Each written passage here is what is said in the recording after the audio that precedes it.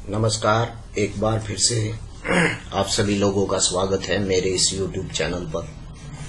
साथियों, आज बात करते हैं इस मुख्य मार्ग की जो आजाद नगर से होते हुए और सीधा झबरेड़ा निकलता है और वहां से उत्तर प्रदेश की सीमा को जोड़ता है, जिसके ऊपर अभी NH के अधिकारी अंडरपास बना रहे थे, लेकिन गांव के कुछ मौजूद लोगों ने उस अंडरपास के निर्माण पर धरना प्रदर्शन किया और लगभग यह धरना प्रदर्शन पिछले 19 दिनों चला, जिस पर SDM महोदया ने इसकी जांच की और NH के बड़े बड़े आला अफसर इस धरने पर पहुंचे और गांव के लोगों के उचित मांगों को मानते हुए इस NH के ऊपर एक ऊंचा अंडरपास देने की उन लोगों ने ख्वाहिश जाहिर की है।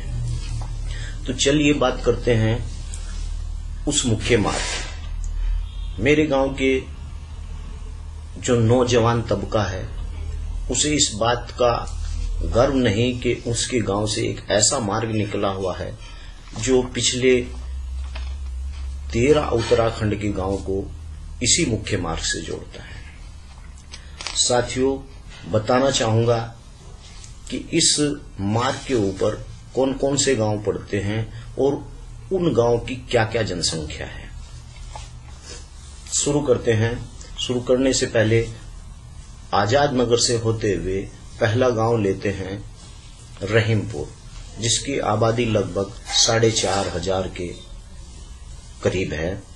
दूसरा गांव पनियाला चंदापुर, मैं उसी गांव का निवासी हूं, उसकी आबादी 25,000 के लगभग है। और बता देना चाहता हूं कि मेरे ग्राम पनियाला चंदापुर के अंदर लगभग 1450 परिवार निवास करते हैं। दूसरा गांव पड़ता है इसी के ऊपर पनियाली, और एक पनियाली, दूसरी पनियाली। पनियाली की लगभग जनसंख्या 2,500 के लगभग है। अच्छा, एक गांव पड़ता है इसके ऊपर लाठड़देवा। लाठड़देवा की जनसंख्या भी लगभग 6,000 के करीब है। नगला, जिसकी आबादी 5,000 है। हरजोली, जिसकी आबादी 5500। अकबरपुर, जिसकी आबादी 7,000। बिस्तीपुर, जिसकी आबादी 3,000। झबरेड़ी कला, जिसकी आबादी 2,500। साथियों, झबरेड़ी खुर्द, जिसकी आबादी 3,000। झबरेड़ी कला, जिसकी आबादी 2,500। और लोदीवाला झबरेड़ी के पास ही पड़ता है। लोदीवाला की आबादी 2,000 के लगभग है। डेलना, जिसकी आबादी 8,000। झबरेड़ी कला जो मैंने अभी आपको बताया है, झबरेड़ी कला की आबादी 2,500 के लगभग है। और झबरेड़ा, जिसकी आबादी इसके ऊपर 50,000। झबरेड़ा की आबादी 50,000 है, क्योंकि झबरेड़ा एक ऐसा कस्बा है जो नगर पालिका के अंदर आता है, और नगर पालिका में जो भी कस्बा एंटर किया जाता है उसकी लगभग जनसंख्या 50,000 के पास होनी चाहिए। तो उसकी आबादी नगर पालिका के हिसाब से 50,000 ऑलरेडी आबादी है, लेकिन अगर यथास्थिति में उसकी आबादी देखी जाए तो उसकी आबादी 50 से भी अधिक है।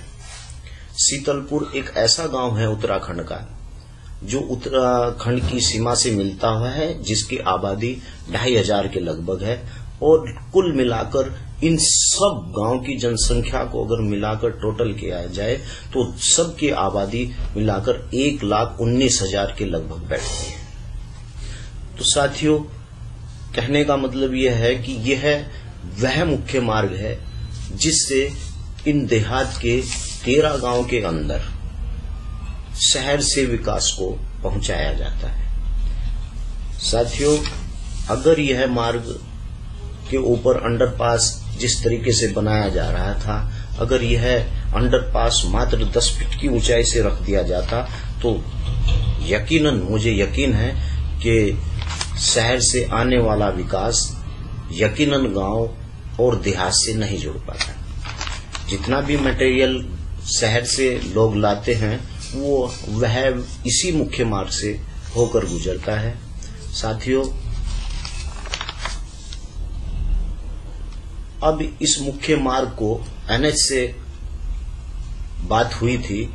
एनएच के अधिकारियों के द्वारा हमें आश्वासन दिया गया है कि यह मुख्य मार्ग के ऊपर NH 73 जिस अंडरपास को बना रहा है उसकी लगभग ऊंचाई 15.5 फीट और चौड़ाई 35 फीट होगी।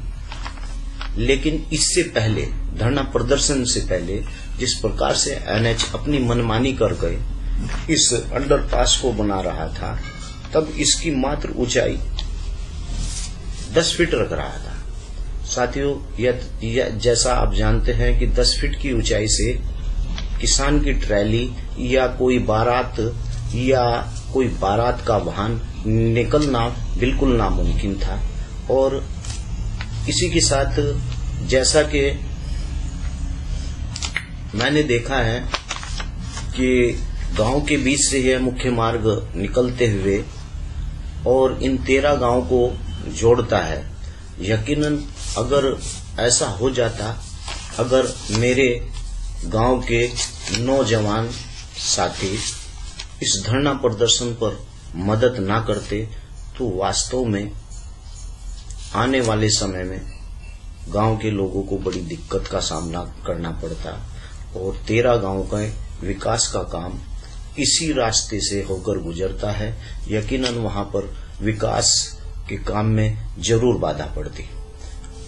अब मैं इसी के साथ आपसे विदाई लेना चाहता हूं, क्योंकि मेरी वीडियो लंबी हो जाएगी और YouTube चैनल पर मात्र 10 मिनट की मैं वीडियो डाल सकता हूं।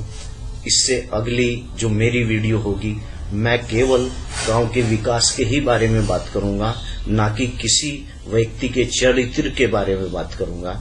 मेरा मकसद किसी आदमी के चरित्र को उछालना या उस पर दाग लगाना या किसी की बुराई करना नहीं है।